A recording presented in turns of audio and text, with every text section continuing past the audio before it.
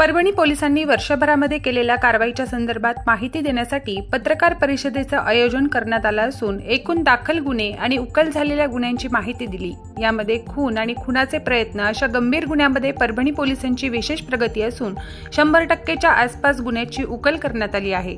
तर चोरीच्या प्रकरणातही पोलिसांनी विशेष मेहनत घेत चोरीचे गुन्हे उघडकीस आणले आहेत। परभणी जिल्ह्यामध्ये मागील काही काळात लहान मुलांच्या अपहरणाचे देखील घटना घडल्या होत्या। त्यामध्ये देखील पोलिसांनी विशेष कारवाई करत अपहृत पाल्यांना त्यांच्या पालकांपर्यंत पोहोचवलं आहे। एकूणच यावर्षी जिल्ह्यातील पोलिसांची कामगिरी चांगली असल्याची माहिती समोर आली आहे।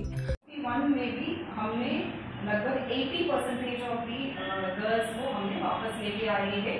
बाकी जो 12 लड़की जो हम अभी तक रेस्क्यू नहीं किया है वो लोग इस महीने और लास्ट महीने का गुनाह किया ज़्यादातर, और ये 61 में भी कुछ टोली का इन्वॉल्वमेंट नहीं है। ज़्यादातर 15 साल की ऊपर की लड़की लोग हैं तो जो अपने खुद से ऐसे अफेयर की वजह से जानते हैं, नॉर्मली वही है।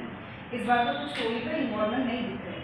एंड हमारा इंफ्रास्ट्रक्चर मतलब जो बिल्डिंग्स वगैरह की कामगिरी में 5 पुलिस स्टेशन के आंखों के सामने ही है जो उसका कामगिरी चल रहा है। 1 या 2 महीने में वो हमारा हैंडओवर विभाग ने वो प्राधान्य दे चुका है और उसमें काम लगभग अप्रैल या मई महीने में चालू हो जाएगा। प्रतिनिधी रियाज कुरेशीसह मी अबोली जोशी, DLP न्यूज परभणी।